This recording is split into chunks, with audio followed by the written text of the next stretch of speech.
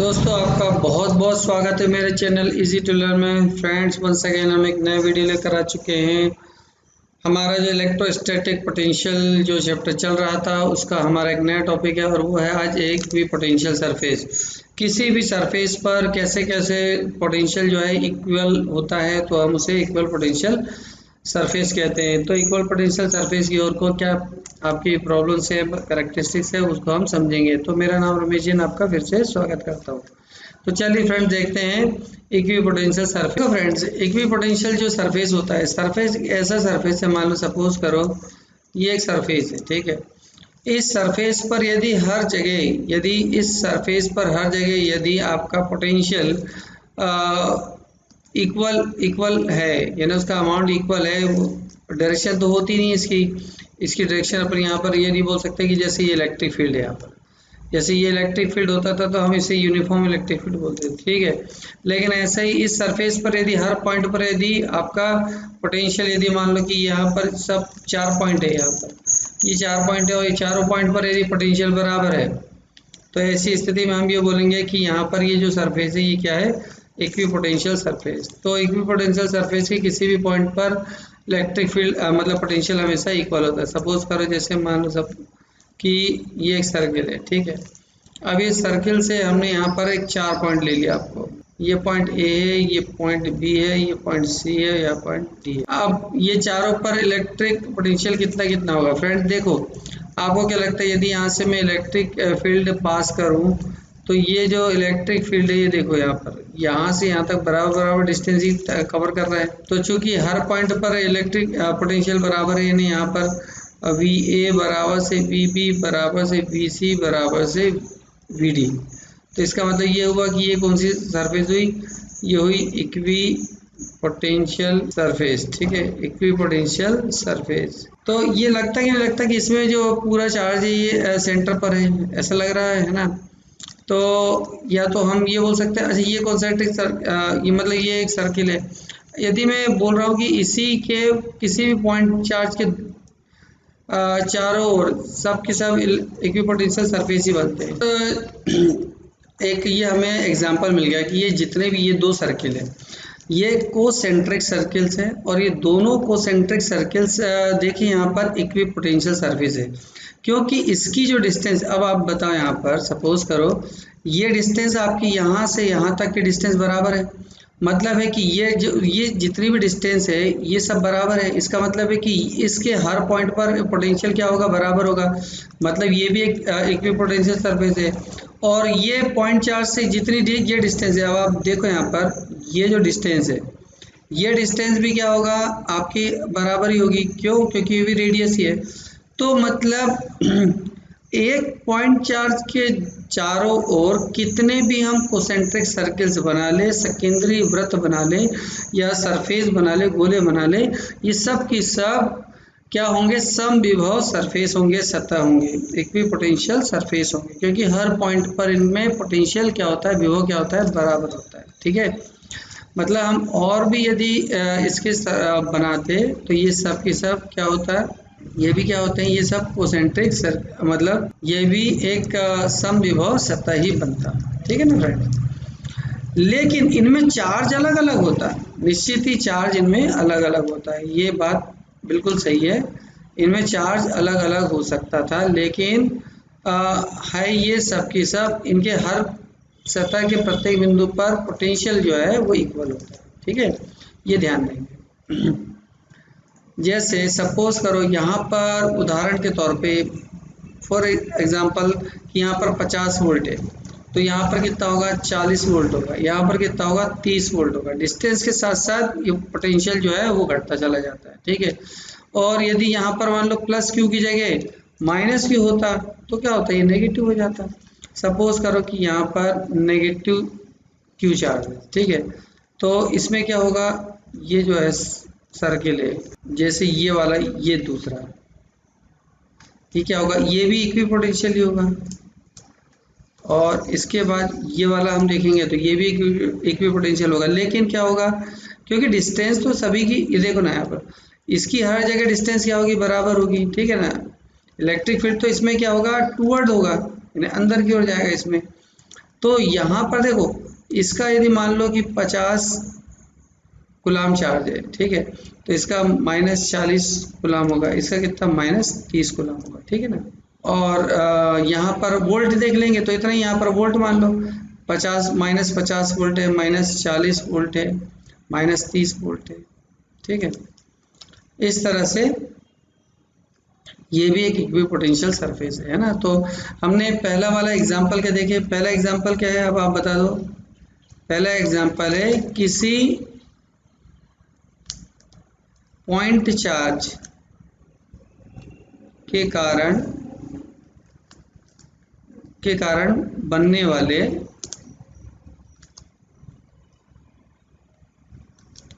वाले concentric sphere है ना। ये सब के सब क्या होते हैं, इक्विपोटेंशियल। ये पहला एग्जांपल है, ठीक है। अच्छा, इसके अलावा हम ये देख सकते हैं कि कोई रॉड की वजह से, यानी वायर की वजह से, सपोज करो कि एक वायर है, ठीक है, ये क्या है, एक वायर।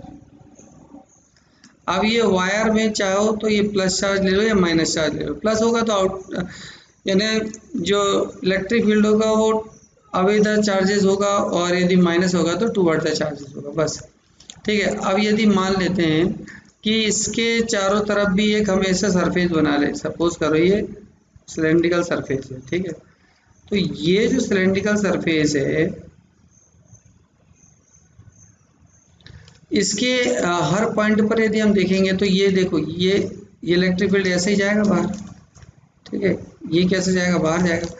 तो इसके हर पॉइंट पर यदि हम देखेंगे तो ये जो डिस्टेंस है, ये देखो, ये तो बराबर ही होगी, यहाँ पर पॉइंट क्या होगी, बराबर होगी। मतलब यदि मैं 4 पॉइंट ले रहा हूँ, ए बी सी और ये डी, तो चारों पॉइंट पर क्या होगा, पोटेंशियल बराबर ही होगा, V A V B V C और वी डी। इसका मतलब है क्या है, ये वाला, ये जो है सिलेंडर है, ये भी क्या बन रहा है, ये भी क्या है, इक्विपोटेंशियल सरफेस है ना। तो around the wire all cylindrical all cylindrical surface। अच्छा, हम इसको बड़ा भी बना सकते हैं, कोई जरूरी कि ये अकेला ही हो। जैसे ये सपोज करो हम ये दूसरा एक क्या बना रहे हैं, ये एक और सिलेंडर है, ये भी क्या होगा, ये भी एक कोसेंट्रिक सिलेंडर है, ये मतलब जिसका को एक्सिस कहना चाहिए, क्योंकि इनका एक्सिस तो एक ही है। तो ये सब की सब क्या है, आपके इक्विपोटेंशियल, यानी जिनमें सब हर पॉइंट पर क्या है, इसमें बराबर इसमें क्या है, विभव है ना। इसको थोड़ा सा और एडजस्ट करके बना सकते हैं, ठीक है भाई। तो ये सब की सब क्या है, आपके सम विभव सतह है। और एग्जांपल देखिए अपन सपोज करो, थर्ड एग्जांपल देखते हैं, कोई ये प्लेट है, देखो। अब इस प्लेट के दोनों तरफ यदि हम कोई भी पॉइंट देखेंगे तो क्या होगा, वहां पर भी क्या होगा, इक्विपोटेंशियल सरफेस होगा, दोनों तरफ बराबर होगा, इसके दोनों तरफ, ठीक है। तो इसका मतलब है कि ये जो इनफाइनाइट प्लेट है, ये भी क्या है, एक इक्विपोटेंशियल यानी समविभव सतह है, ठीक है। हर पॉइंट पर यदि देखेंगे तो ये सब के सब क्या है, विभव बराबर है, ठीक है। तो यहाँ पर बोलेंगे प्लेन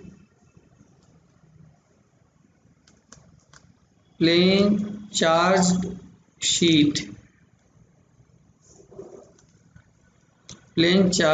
अच्छा, इसके आपको जैसे ऊपर वाला है, इनके सबके फॉर्मूले भी आपको याद रखना चाहिए। ऊपर वाले का था यहाँ पर इलेक्ट्रिक फील्ड कितना निकलता है, lambda upon 2 pi epsilon not into r आया था। यहाँ पर आया था सिग्मा अपॉन 2 एप्सिलॉन नॉट, ठीक है, ये इलेक्ट्रिक फील्ड आया था, हमने कुछ पिछले चैप्टरों में किए थे, ठीक है। तो तीसरा हो गया प्लेन चार्ज शीट, ठीक है, is a is a equi potential surface. ठीक है, और तो ऐसे हम कई ऐसे एग्जाम्पल देख सकते हैं। ये सब के सब समविभव सतह है ना, समविभव सतह, या फिर हम बोल सकते हैं इक्वी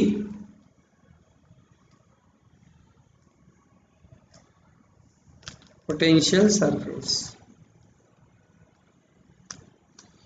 अच्छा, अब फ्रेंड्स हम इसके कुछ कैरेक्टरिस्टिक देख लेते हैं and property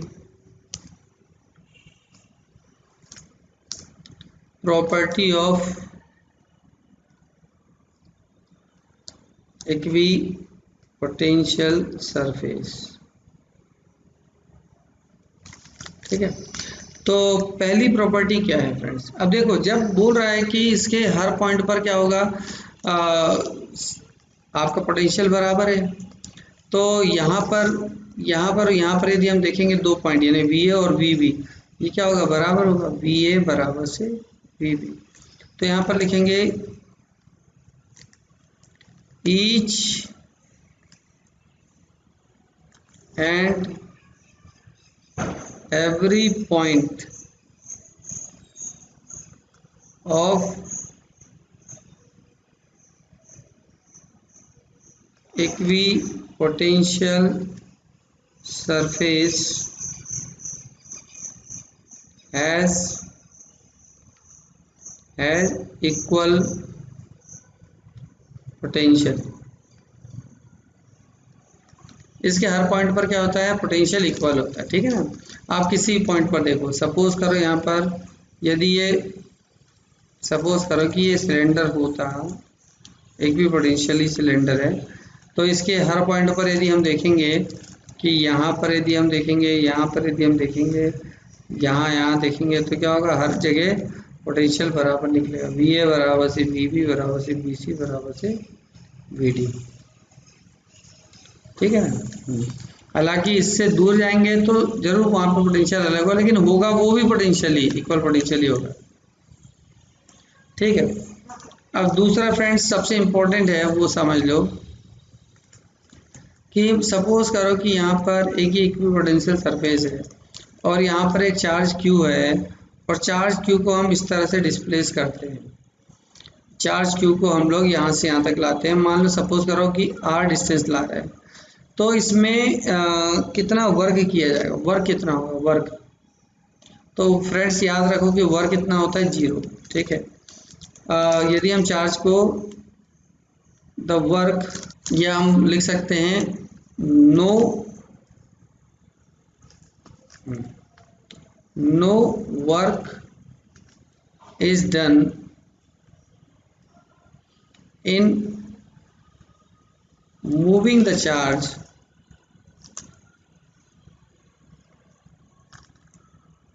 from one point to another in equipotential surface.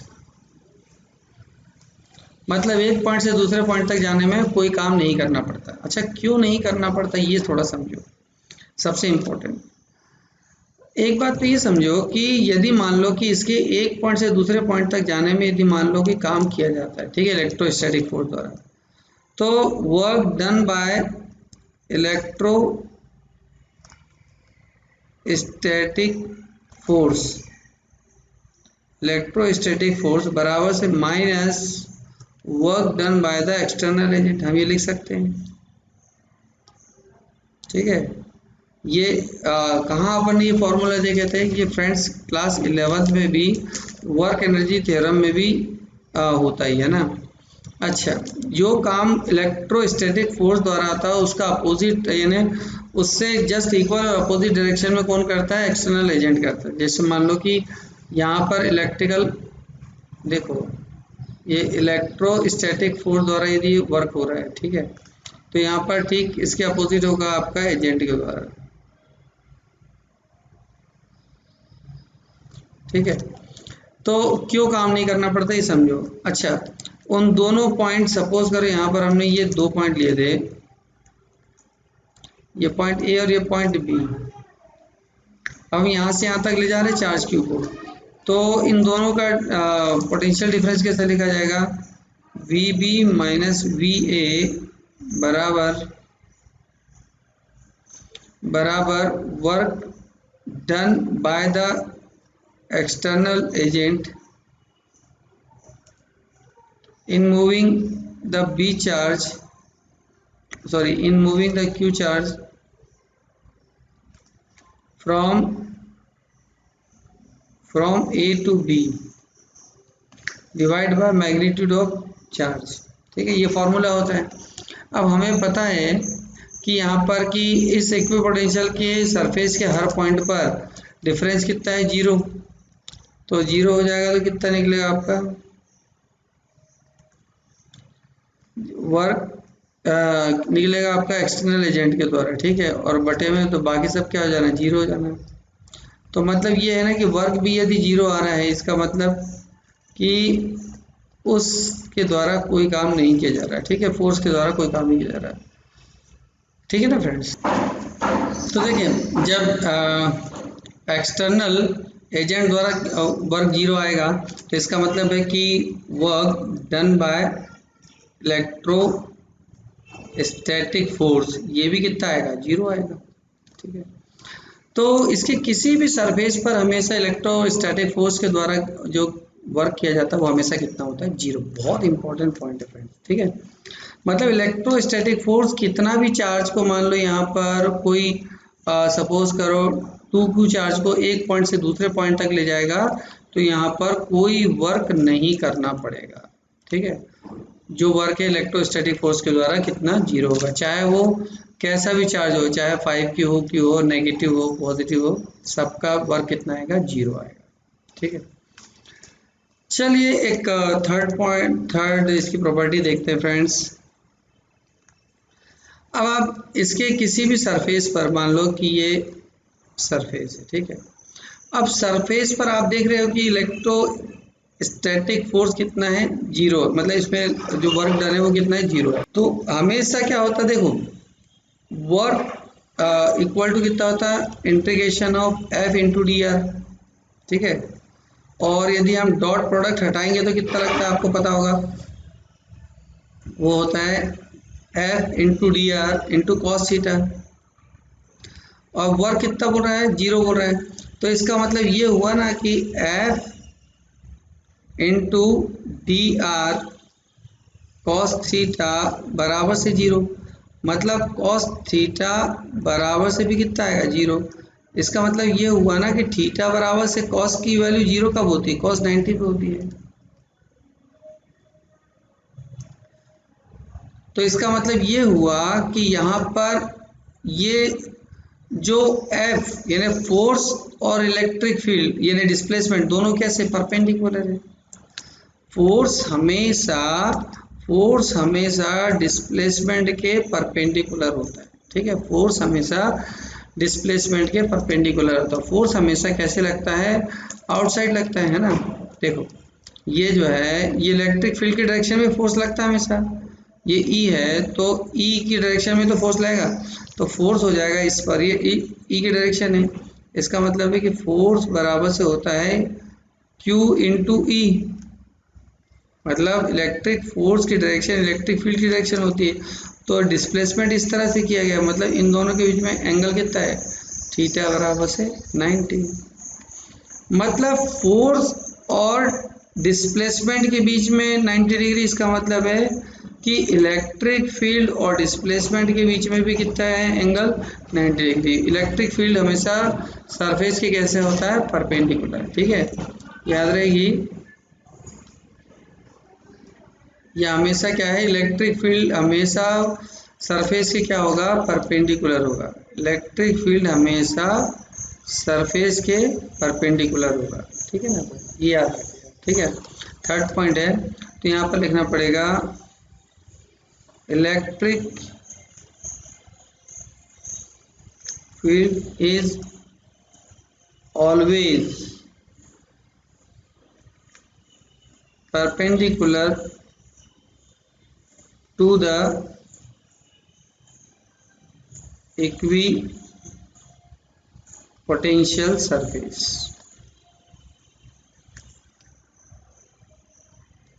ठीक है, ये हो गई आपकी थर्ड प्रॉपर्टी। चलिए फोर्थ प्रॉपर्टी देखते हैं फ्रेंड्स। फोर्थ प्रॉपर्टी फ्रेंड्स की किसी भी पॉइंट चार्ज है, मान लो ये पॉइंट चार्ज है, तो हम इसके चारों तरफ कितने भी कोसेंट्रिक सर्किल खींच लेंगे वो सब की सब आपस में क्या होंगे, सब इक्विपोटेंशियल सरफेस ही होंगे। किसी भी पॉइंट चार्ज के चारों तरफ कितने भी इक्विपोटेंशियल सरफेस बनाए जा सकते हैं। ठीक है, तो पॉइंट चार्ज के चारों ओर, ठीक है, we can draw infinite equipotential surface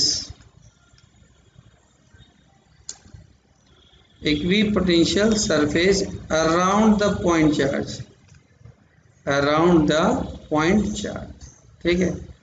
point charge के चारों तरफ हम कितने भी इक्विपोटेंशियल सरफेस बना सकते हैं। इनमें चार्ज डिफर होगा, चार्ज का अमाउंट अलग होगा, लेकिन हर सरफेस इक्विपोटेंशियल सरफेस है। यदि यहाँ पर मान लो कि +10 वोल्ट है, मान लो यहाँ पर 5 वोल्ट है, यहाँ पर 3 वोल्ट है, लेकिन सबका वोल्ट अलग अलग होगा, लेकिन है ये इक्विपोटेंशियल सरफेस। ठीक है, और ऐसा हम सिलेंडर में भी कर सकते हैं। सपोज करो कि यहाँ पर एक रॉड हम ये देख रहे हैं, ठीक है, इसमें इसके चारों तरफ इक्विपोटेंशियल कौन होगा, सिलेंडर होगा, तो ये सिलेंडर मान लेते। ठीक है, दूसरा सिलेंडर मान लेंगे, ये भी क्या होगा, ये भी इक्विपोटेंशियल निकलेगा। ठीक है ना। और भी बड़ा हम इमेजिन कर सकते हैं, आप जितना चाहे, ये सब की सब क्या होगा, लेकिन होगा सब इक्विपोटेंशियल ही। ठीक है ना। चलिए, और अगली प्रॉपर्टी देखते हैं फ्रेंड्स, ये शायद कौन सी है, 4 हो गई, 5वें नंबर पे। कितने भी इक्विपोटेंशियल सरफेस हो वो सब की सब आपस में कैसे होते हैं, पैरेलल्स होते हैं। वो सब यानी पैरेलल यानी सब इक्वल डिस्टेंस पर होते हैं। ठीक है, कि ऑल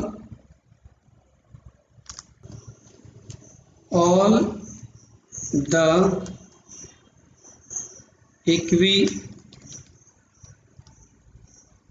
इक्विपोटेंशियल सरफेस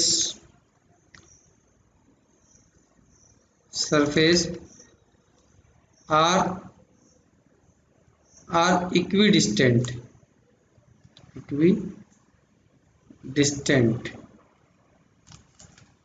मतलब यदि वो कहीं पर भी एक दूसरे से होते हैं तो सब इक्वल डिस्टेंस पर होते हैं। सपोज करें अपन ये देखते हैं कि जैसे ये एक सर्किल है, ठीक है, अब ये एक इक्विपोटेंशियल है, तो इसका जो दूसरा सर्किल होगा वो भी क्या होगा, इससे इक्वल डिस्टेंस पर ही होगा ना। यहाँ पर देखें कि ये इनके बीच की ये जो डिस्टेंस है ये हमेशा बराबर ही निकलेगी। ठीक है, तो ये सब इक्वी डिस्टेंट ही होते हैं। चाहे वो यदि मान लो कि सिलेंडर में भी हम देखते हैं तो सिलेंडर में भी कुछ इस टाइप का ही होता है।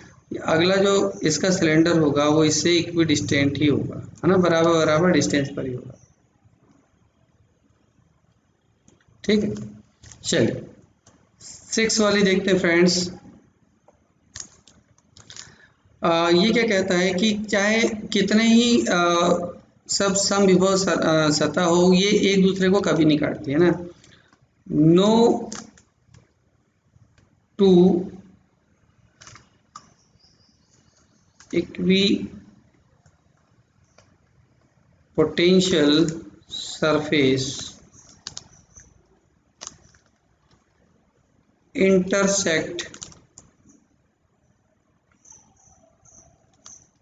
ईच अदर, ठीक है। कोई भी दो सतह एक दूसरे को कभी नहीं काटती, ठीक है। तो क्यों नहीं काटती? सपोज करो, उदाहरण के तौर पे अपन ये कह रहे हैं कि ये आपका इक्विपोटेंशियल सरफेस है, ठीक है। तो इसका जो होगा इलेक्ट्रिक फील्ड हमेशा आउटवर्ड होगा, ठीक है, इस तरह से होगा। अब यदि मान लेते हैं कि इसमें से कोई दूसरी इलेक्ट्रिक मान लो एक काट दी, ये भी एक इक्विपोटेंशियल सरफेस है और इसको ये काट देती, तो इसका जो क्या होगा, इसका इलेक्ट्रिक फील्ड क्या होगा, परपेंडिकुलर होगा, इस तरफ होगा। तो इसका मतलब है कि ये क्रॉस पॉइंट पर, इस क्रॉस पॉइंट पर क्या होगा, इलेक्ट्रिक फील्ड की दो डायरेक्शन होगी, जो कि पॉसिबल नहीं है, यानी इस तरफ भी होगी, इस तरफ भी होगी, और जो असंभव है। यहाँ पर लिख देते हैं because at the crossing point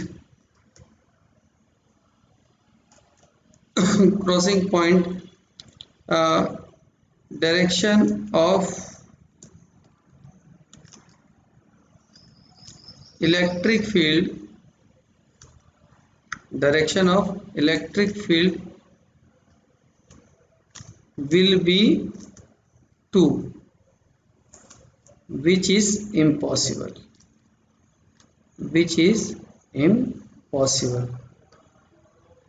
ठीक है ना।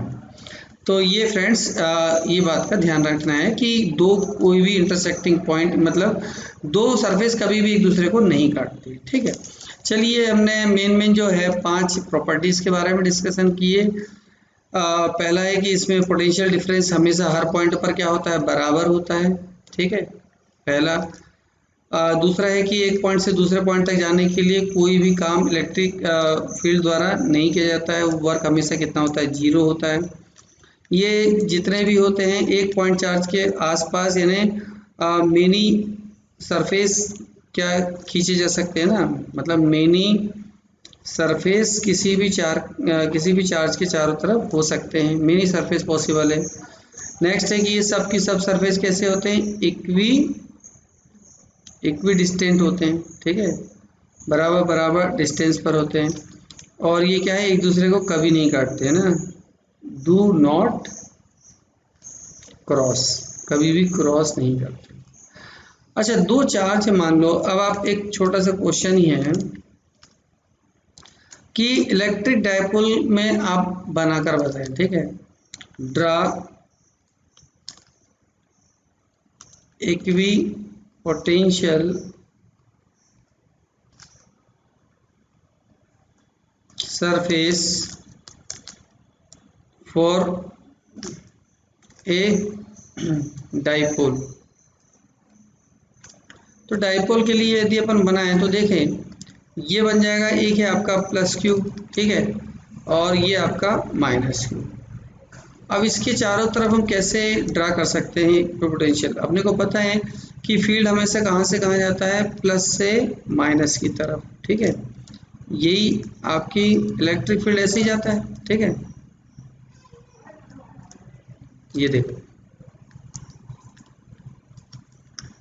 और ये इससे आउटवर्ड ही जाएगा, ठीक है, यहाँ से ये आउटवर्ड, अच्छा इसमें इनवर्ड जाएगा, ठीक है, इसमें भी क्या होगा, ये आउटवर्ड ही जाएगा। तो इसमें जब भी अपने को इलेक्ट्रिक बनाना होगा तो हम क्या करेंगे, एक ऐसी एक लाइन बीचों बीच ड्रा कर लेंगे। देखो यहाँ पर ये जो लाइन होगी, इस लाइन में हर पॉइंट पर देखो ये इक्विपोटेंशियल होगा यहाँ पर, यानी ये देखो इन दोनों से बराबर डिस्टेंस होगा। तो यहाँ पे जो सरफेस होगी वो क्या होगी, इसके हर पॉइंट पर क्या होगा, पोटेंशियल इक्वल होगा। तो पहला तो ये होगा, दूसरा ये होगा, देखो इसके चारों तरफ भी हम एक सर्किल ड्रा कर सकते हैं, है ना। यहाँ से ये भी इसका क्या होगा, मान लो कि ये प्लस का होगा तो ये पूरा प्लस का ही होगा, तो ये भी क्या होगा, इक्वी पोटेंशियल सरफेस होगी। और यदि हम यहाँ पर नेगेटिव का ड्रा करेंगे तो ये भी क्या होगा, ये माइनस चार्ज की बनेगी, तो ये भी इक्वी पोटेंशियल सरफेस ही बनेगी, ठीक है ना। तो इस तरह से हम यहाँ पर कई बना सकते हैं, एक ही नहीं, मतलब मोर देन वन भी बना सकते हैं। सपोज करो यहाँ पर ये बनाना चाहूँ तो ये भी एक पोटेंशियल सरफेस ही बनेगा। ठीक है, हम ऐसी और भी बना सकते हैं। तो चलिए फ्रेंड्स, इस वीडियो को थोड़ा सा छोटा सा वीडियो था ये, हमने केवल इक्विपोटेंशियल सरफेस के लिए बनाना चाह रहे थे। तो इस वीडियो को यहीं पर करते हैं समाप्त और मिलते हैं अगले वीडियो में। अगले वीडियो में हम पोटेंशियल एनर्जी के बारे में डिस्कस करेंगे। तो thank you very much for watching this video. और चैनल में पहली बार जुड़ा है तो इसको चैनल को सब्सक्राइब करके बेल आइकन जरूर दबा देना। Thank you very